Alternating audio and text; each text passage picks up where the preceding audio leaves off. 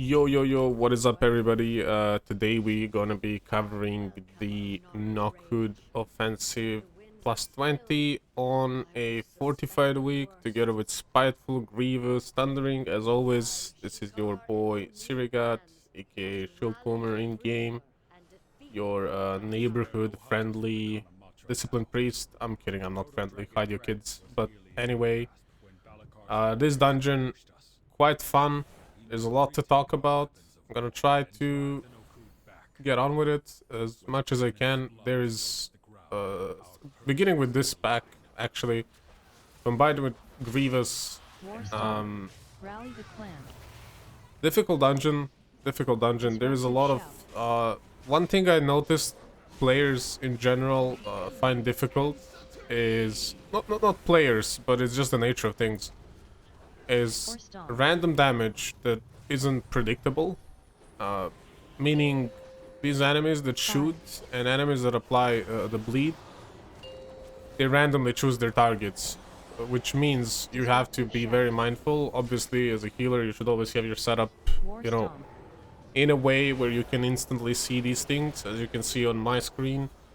Maybe a little bit messy, but I can definitely see who's getting targeted. I can definitely see who has the dots, who has the marks, who is vulnerable to dying, and therefore I'm keeping my guardian spirit, you know, free.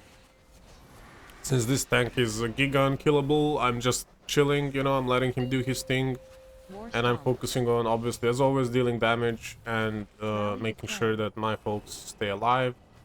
I do want to preface this by saying that I was still a little bit new to this new holy playstyle. I was trying disc a lot before this. I was trying to make disc work. Once again, I spoke about this on the previous video. There is definitely a chance that disc will be viable coming with the next update, hopefully. I do think that we are going to be able to see some good disc gameplay. I don't know if we will be able to compete with the meta classes such as Resto Druid or Evoker. And I don't know if Evoker will even stay meta after the changes. It might get better, it might get worse. However, I do like disc changes. I think a lot of people are excited about the changes we've gotten. I'm not really gonna get into them right now, but as soon as the patch drops for us European folks, which is tomorrow, I will cover the changes, I will talk about it. Tomorrow's my birthday, so I'm not gonna do that exactly tomorrow, but I will do it day after, and I will I'll talk about them, I'll tell you guys my opinion on them, I will try to analyze what this means for the spec going forward. Probably gonna look up some meta builds, you know, maybe come up with my own, compare how we do and stuff, and then talk about, like, in general, the spec and the builds and what to do, what not to do, what to pick, what not to pick.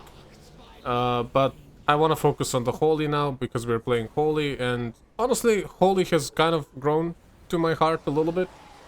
I always say this spec to me just seems like, it just seems like you want to play Priest, but you're not good enough to play Disc, so you play Holy. But I feel like that is not very nice to say, and it's also not true. This spec definitely has, like, a lot of optimizations you can do. It is, especially from Dragonflight, it is not just such a simple spec as it was. Especially in Shadowlands, this was the most brain-numbing spec you could possibly play, where you would just spam 5 flash of lights and then spam heal and then throw in 1 flash of light every 20 seconds.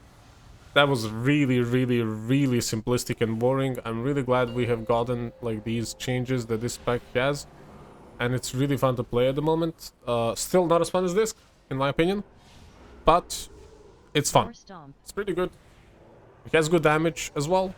It's true that you can't do it while you're healing, but if you ever get chance to just purely focus on damage, you will see that this spec will easily do as much damage as, well, I dare say even as Disc, honestly. Probably not as much as Evoker, probably not as much as Resto Druid, but I've done some serious damage, both single target and AoE. Our AoE isn't the greatest, but we can spread those holy fires now with the Empyrean Blaze and stuff, and there I made a good save. I put an angel on myself and the druid somehow survived, but yeah, this was before I've gotten the weak aura. Highly recommend getting Ellesmere's weak aura for Thundering. If you plan to push, if you are a serious player and you don't want to ever miss Thundering, look up Ellesmere's weak aura for this. It is absolutely amazing. It will shout at you, it will stay in the middle of your screen until you clear. You cannot miss it. It's a little bit annoying at start, but later you realize how much it actually means. It is just so easy to miss Thundering. I know you're probably thinking the same as I was. You're thinking, nah, I'm better than that. But trust me, like, Thundering happens like so many times over dungeon. You will get distracted by certain mechanics that are equally important and certain things, and it just slips your mind, and things end up bad. Usually on hierarchies, that's a wipe. We kind of got lucky here that nobody died, and we didn't waste time. And as you will see later, we needed all the time we could have possibly, you know, saved. Here, I like to stun these guys, obviously. Like, I mean, you always should, but I mean, like, as a Holy Priest, like, that's one advantage over Disc that these guys do have, is we can stun stuff with Chastise. I like Chastise. I saw a lot of M+ builds not go for Chastise. Chastise was literally like kind of like the staple of entire Shadowlands for Holy Priest. I think it is an important spell to have stun on. Obviously, maybe on some dungeons, not as much. I'm trying to think, like, maybe on something like Azure Vault, you don't take stun. Right? Because on Azure Vault, I'm thinking a lot of things can't really be stunned. I think, like, the general rule of thumb, like, if dungeon isn't really rogue friendly, you know, like, you don't want to bring a rogue so they can stun everyone. Because there's a lot of dungeons that just have these, like, big mobs that aren't stunnable. Then, probably not. But I still think it's worth at one point just to have, like, an extra interrupt. Because we as priests, we're kind of, like, crippled in that sense that when you look at it from the group perspective, we don't have interrupt, and that kind of sucks because a lot of other, well, not a lot of other healers, but some other healers do bring interrupt, right? And Priest is really crippled in that regard, and when I'm playing Disc, I always feel bad for my team because I'm thinking like, oh man, I can't interrupt or anything.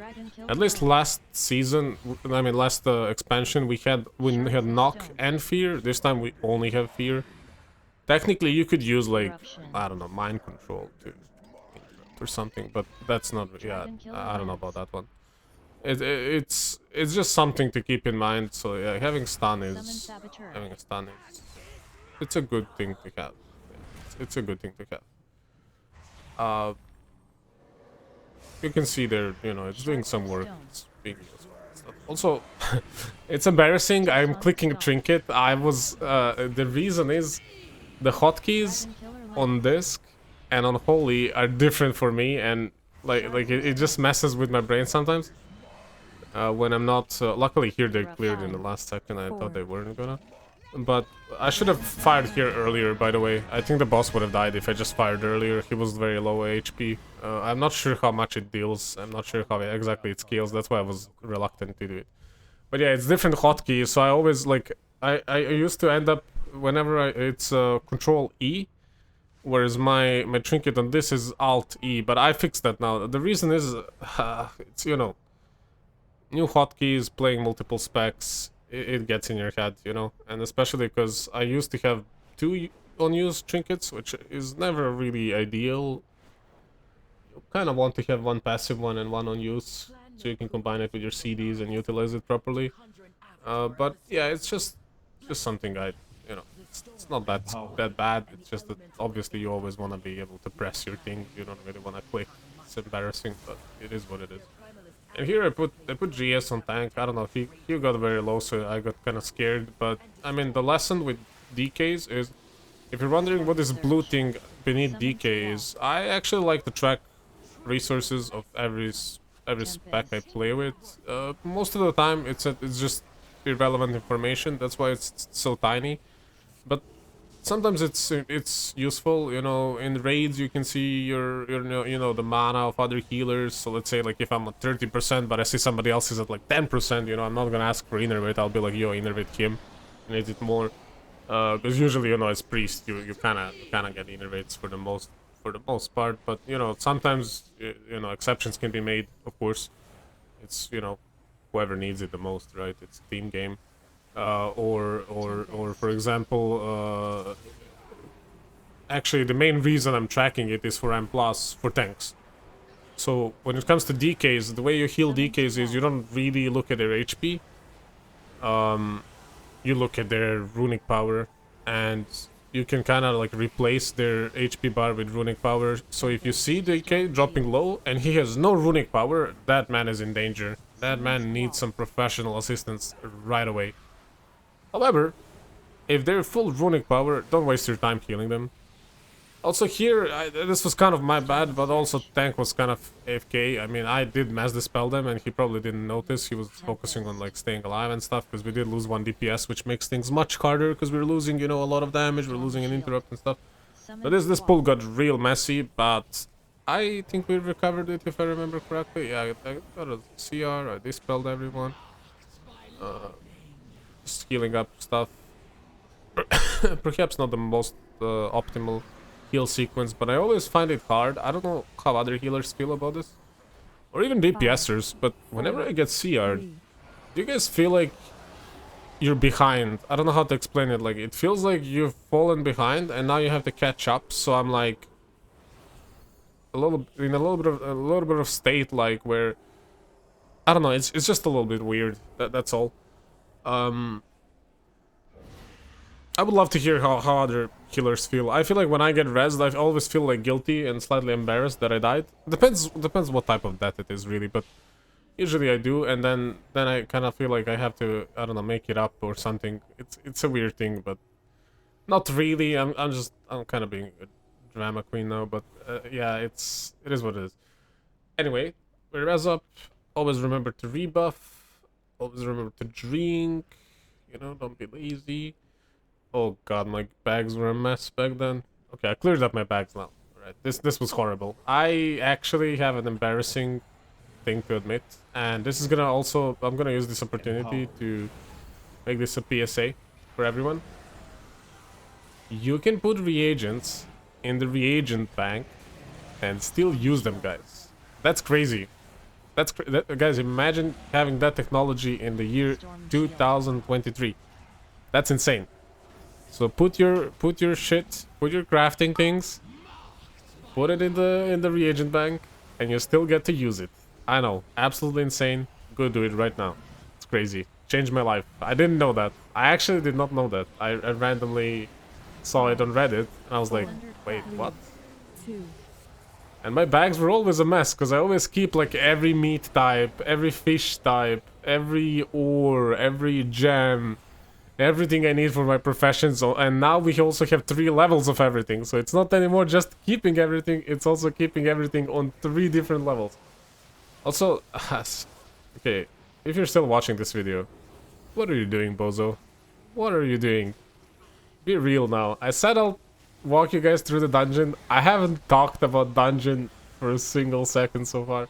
Alright, I'm sorry guys. Alright, I'll try to god damn it. I'll try to focus a little bit on what's happening, you know. It's these dungeons, you know, on Fortified these packs are a real menace, you know. These guys will deal a lot of damage, you know, because you have like a Storm Surge totem. And then you get this totemic overload. And then you have like this pulsating damage that's constantly coming. And then you have these guys that are targeting people with the lightnings, which luckily got nerfed. And it's just overall big damage for everyone. You really need to heal a lot on these packs.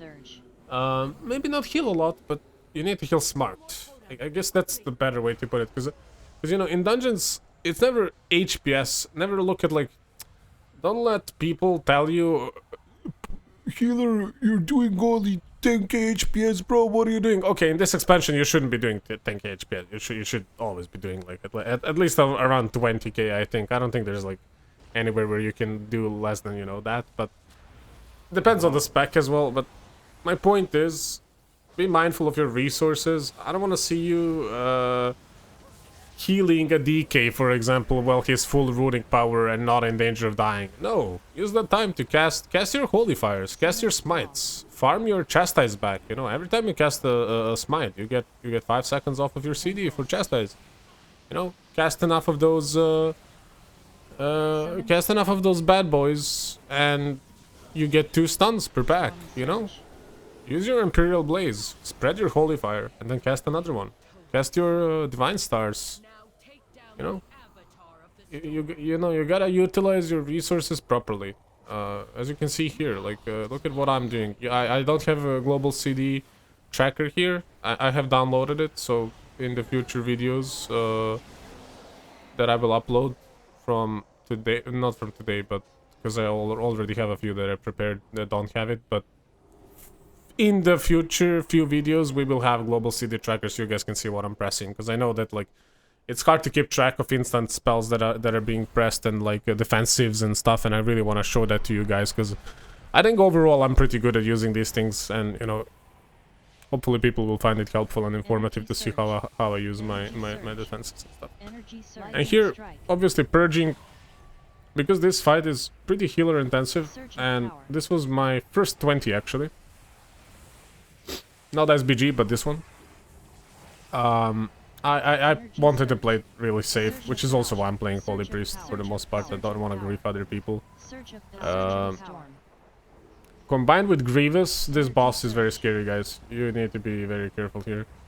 And as you can see, you know, I've used my Apotheosis, I have used my Divine Word, and I've spent it on the Serenity, so that I can do this, is what people call, is this what people call triage healing, or something like that? It's where you, okay, so if it's, when it comes to AoE damage, you know, there's not a lot of specs that can do AoE healing. For example, this can, and Shaman can, but if you're playing the likes of Holy Paladin, Resto Druid, Holy Priest,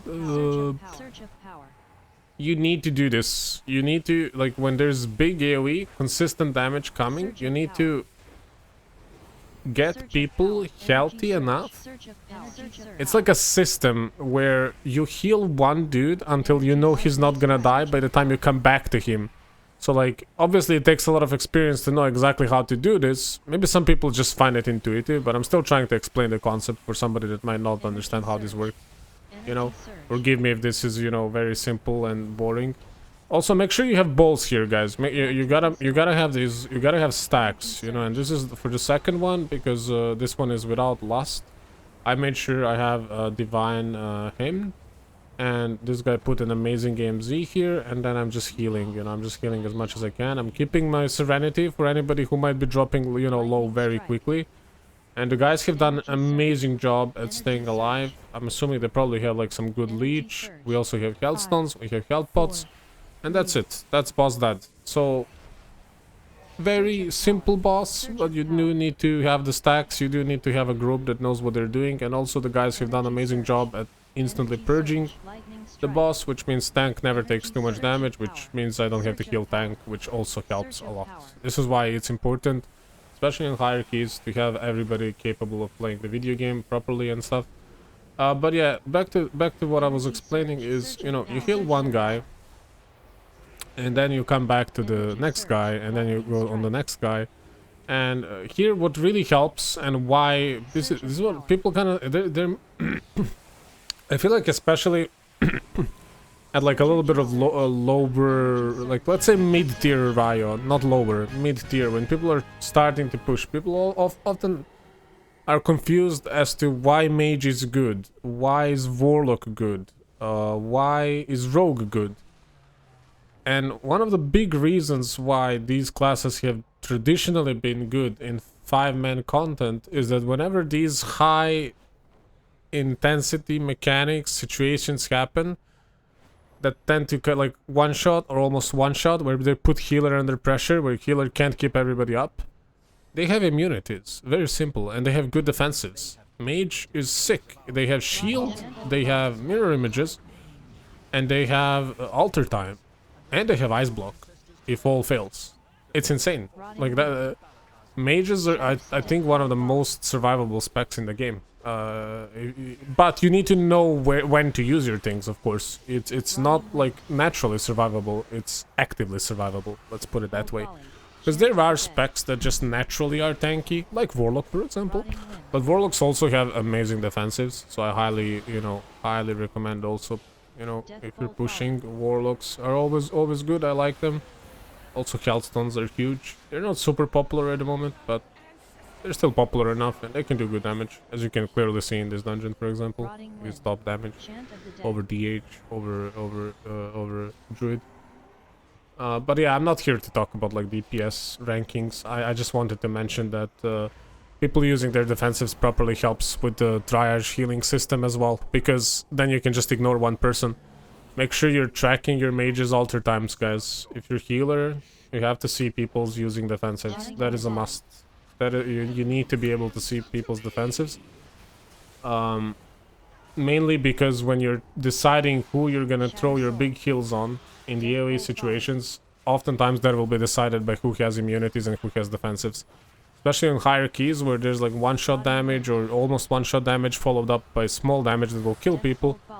You need to be able to top everybody up. Great example of this is like mana bombs, for example, on Vaximus, on Algatar Academy or whatever it's called, which actually will be my next key that I'll be uploading. So we can take a look and see what I've done there. Although it is fortified, so the bosses are not the biggest of deal, but mana bombs are definitely a mechanic that is difficult. It hits really hard. It goes on 3 people, so. Usually what you want to do is like use a set of like externals plus immunities plus some DRs and stuff. It's, you manage, you have to, right? You health stones, health pots. And one good thing about Holy Priest, and this is one thing that I really like about this spec that I don't think a lot of people are talking about. Everybody's like, oh yeah, they're just a healer. Holy Priest has this amazing button called Symbol of Hope, which gives back defensives to people, gives them back like major CDs. For some specs, they can even be offensive CDs in a case, right? Well, pseudo-offensive, right? I think like Guardian Druid is a good example of that. Like in the previous expansion, a Guardian Druid would get their, what was it, the Incarn back or whatever, and that way they would be able to deal more damage, so you could extend their, burst and stuff. But it's... all of these things come with time, you gotta know what you're returning to people, you gotta know exactly when to use these things. One thing that Priest doesn't lack is utility. We have a lot of it. And you need to know how to utilize it properly so you can play your character to its full, full potential, full extent. Otherwise, you might find yourself struggling at some hierarchies. Alright, these guys, I mean, I'm trying to kind of talk about specs in general, since I haven't really had the time to talk about Dragonflight at all. On the future keys, I will be focusing a little bit more on the gameplay, on what's happening in the moment and stuff. However, right now I'm just kind of vibing, I'm just kind of talking about how the specs play and stuff, as I haven't gotten the chance to do it. I will make some sort of quote-unquote guide. I hate calling these guides because I feel like there's already good guides out there from people that are more renowned than me and probably better players. However, I do like to think that sometimes people might benefit from seeing somebody who, isn't a professional player, but just enjoys the game and is able to play at a relatively high level. Again, relatively high, I don't want to, get called out by somebody double my IO here and be like, yo, bro, you suck, get good. I said relatively, for a lot of people, it's high. For some people, it's not high. Everything is relative. But let's not get into philosophy right now. Basically, these specs just dodge stuff. Honestly, it's simple. Pick up your souls as soon as possible. Damage, is needed to time these keys at this level, especially at this point in the expansion. Don't underestimate your heal damage, guys. See, I'm doing only 9k here. Usually I would do 15. It matters a lot over the time. That's 15k DPS per second, guys. And we have how much? 40 minutes times 60 seconds? How much is that? Wait. 4 times 6 is 24? So 2,400 if we add 2 zeros, right? So 2,400 times 15 would be... Okay, that is some... That's a really nasty number to multiply in your head. It doesn't matter. Anyway, it's a lot. It's a lot, you know. Do damage as a healer. Do damage. Don't be afraid. I think a lot of healers are afraid. The problem with bad groups is... what I mean by bad groups is when people are failing to avoid damage. Like, as you push higher into the keys, so if your ambitions are pushing and stuff, you gotta make sure that, first of all, you're able to dodge all the avoidable damage. And I mean all of it, really. On higher keys, things will one-shot you. Everything will one-shot you. Ghosts will one-shot you. Random interrupt that didn't get interrupted will one-shot you. If you push high enough. It's good to get into the habit of doing this if you have ambition of pushing keys ever. It's good to practice, it's good to know. It's good to do your research on who does what are the abilities. You know, oftentimes we kind of forget what things do. We just kind of think like, oh, this is a Mortal Strike, this is a Shadow Bolt and stuff. But a lot of times these things have some like underlying effects and stuff that you're not even aware of fully. It's good. I say this, and even I'm guilty of this. Sometimes I just, you know, I'll wonder what the thing does, and then I forget to look it up after the dungeon. But a lot of times these things do have like some secret effects and stuff, and that helps you make a priority on what you want to interrupt. Of course, if you're playing in a pre-made group, all these things are easier because you can talk with your friends about it and you can see what's really bothering you. But if you're a pug star, you know, it's good to communicate with people still. Do your best, guys. I know it's hard, trust me, but try to look at it from the positive perspective always. You know, everybody just wants to time the key and play the game.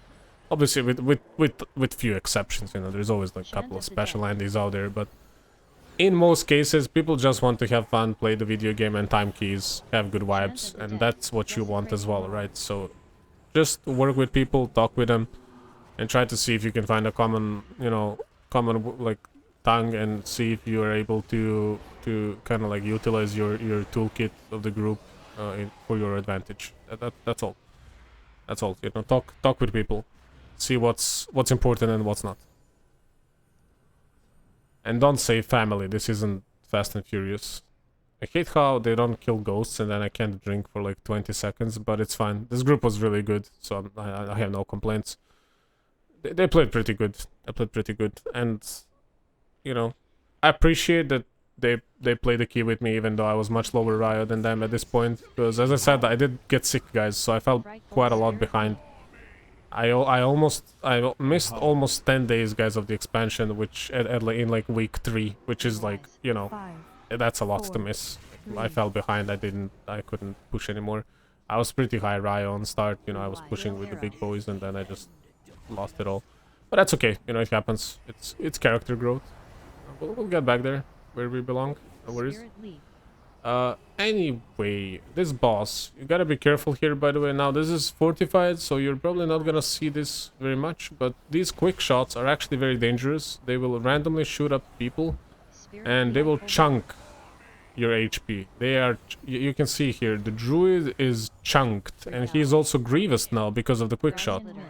So this boss is an absolute menace to society.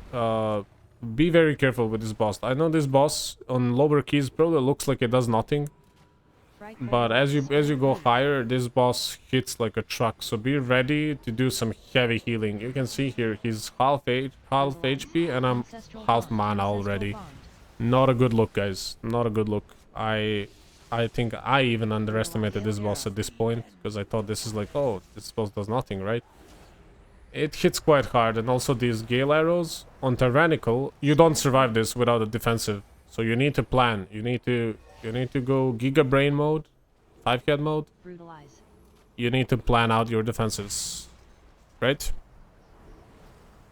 Besides that, there really is not much going on. You gotta watch out for this jump. It's kind of, you know, tricky to see sometimes. Tank needs the position, and then you have this Earth Splitter. This is actually dangerous for us as priests because we're kind of a slow pokes. Also, don't step on these things, by the way. So, you know, I think the danger in this fight comes from overlaps with these jumps, plus shooting, plus the Earth Splitter. And then if you have thundering on top or some sort of like explosives or something, it can get really overwhelming. So just make sure you're not, you know, caught lacking. Don't be, you know, caught in between and just not have anything ready for these things. You know, make sure you're... And here we came too close. We definitely were too close there on a range stack.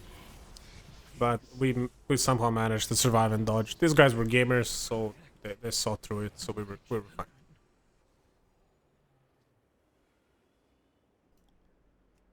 And here, just real quick, you know, you need to get that 95%, so we needed one more pack, so we just did these guys really quickly.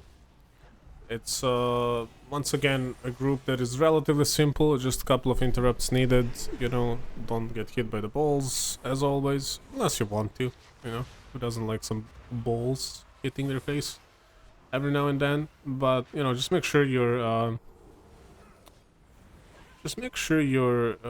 you know, interrupting these things, and if not, you know, keep the tank up. As you can see, they do hit quite hard on Fortified. I'm assuming as you go higher on the keys, they become an even bigger of a menace, you know. We also had tools to help and stuff, you know, but I didn't really fear or stun. I don't know why. To be honest, probably was excited about timing the key, so I, you know, played worse, you know, the classic. I'm kidding, but yeah, it's just like, you know, help out with interrupts and stuff. When I'm playing with the pre-made groups, I want to say this. Usually when I play with pre-made groups, I try to avoid getting into their interrupt rotation too much, because I've had like people tell me that sometimes I screw them over. Like, not everything, you know, sometimes they have plans to let certain things through and then they want to interrupt the next one, and then if I'm... You know, if I interrupt, then the next thing comes faster, which means that they don't have an interrupt for that, and that's how you can, like, sometimes screw up pre-made groups and stuff. But, you know, I think if you're playing with, like, full pack group, you probably want to interrupt as much as you can. I mean, you know, people should be able to adapt at this level to your interrupts as well, you know. Overlapping CC is never good, but it's better than not CCing at all, the way I see it, so... You know, oftentimes, like, a lot of times I'm like... I'll let things through and I'll be thinking like, oh, somebody else will do it, right? Surely. And then nobody does it and then I regret it later. I'm like, okay, I had stun, I had fear. Why didn't I do it, you know? So just sometimes better be safe than sorry, but obviously if people tell you what to do, then, you know, do what you guys agreed on. Don't be, you know, don't be like, no, I want to stun and fear. Just do whatever is best for your group at the moment, you know. I trust your guys' judgment, you know, you gotta make these calls for yourself. Also, fun fact, this centaur on the left is called Batak. On my native language, which is Serbian, by the way, the Batak basically means chicken leg. We have like one word for it. We don't call it chicken leg, we call it Batak. It's like the lower part of the chicken leg with just that like one bone. I used to love eating that as a kid, so I don't know. Just a fun fact that nobody asked about, but there you go, now you have it, so you're welcome. With this boss, by the way, when you get on the higher keys, this boss gets very overwhelming and very difficult. We also didn't have a warrior, so this guy can't reflect the debuff in the phase 2. Scary boss. You gotta be very careful with this boss. It is not an easy one, especially Grievous, you know, overwhelming AoE damage plus Grievous, always scary. We'll do this like a bait thing where they bait him into the stone for more like melee uptime, you know, and so he doesn't like go too crazy and too far and stuff. Pretty good strat, I like it. A lot of people know about it, so you know, just throwing it out there, but you know, it's pretty good. Very nice optimization to do, and yeah, it's a pretty simple boss fight, but one that does require quite a bit of output, as you will see soon. I think the key in this one is to actually interrupt, not interrupt, CC the ads. You need to CC the ads, because if you don't CC the ads, then you'll get more damage, and it's gonna be harder to like survive while people kill them. I've also seen people save CDs for that phase, you know, for the ad phase. That's also a viable strategy. You can also do that.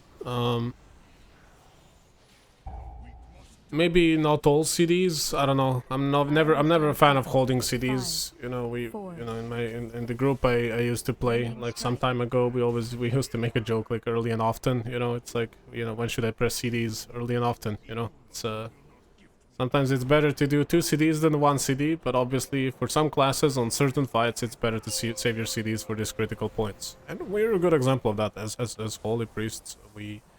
See, I popped here Divine Word and Apotheosis for the Serenity buff, and I actually get a good proc there for that like AoE burst heal from the talents. So really big. Ripple or whatever it's called. I always forget its name. I call it Ripple because it kind of like looks like when you throw the rock in the water and it like expands out of you, the little heal. But that was clutch there because it was it was getting kind of spicy. Honestly, it was getting very spicy. But we were fine. And basically just damage after that into this. Now here you want to be careful because this static spear will go on this guy, then you'll get pulled. He actually died there, didn't press defensive. I didn't have GS, so not much I could have done. Maybe I could have put shield on him, but shield is kind of very underwhelming on Holy. And then just, you know, dodge this, obviously, get out of this.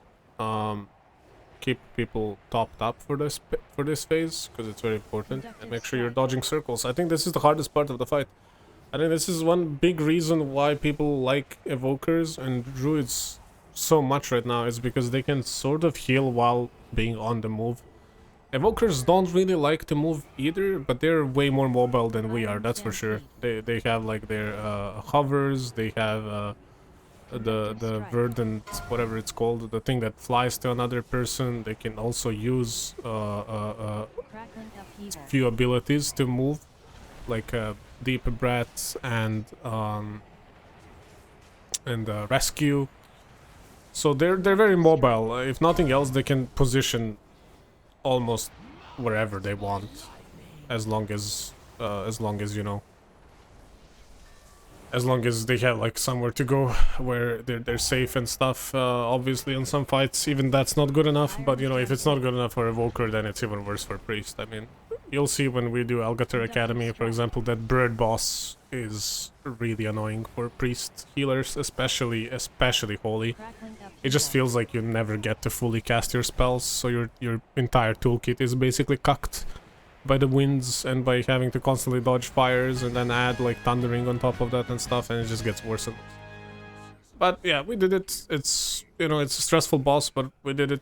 We got it. It was a good first 20, I think, of the expansion for me. I want to say thank you guys for watching. Hope you guys enjoyed. You know, this wasn't the most informative or focused video that I've done, but I hope you guys at least enjoyed, you know, the talk and stuff. Feel free to follow, feel free to subscribe. There will be more videos upcoming soon. You know, if you care about the healer content for the most part, I will mostly be playing Priest and Evoker this expansion. I might dip a little bit into Holy Paladin or Resto Druid later on, but I haven't yet decided fully. We will see how it goes. Once again, thank you guys very much for watching. Hope you guys had a good time, you know, and I will see you around next time. Bye bye.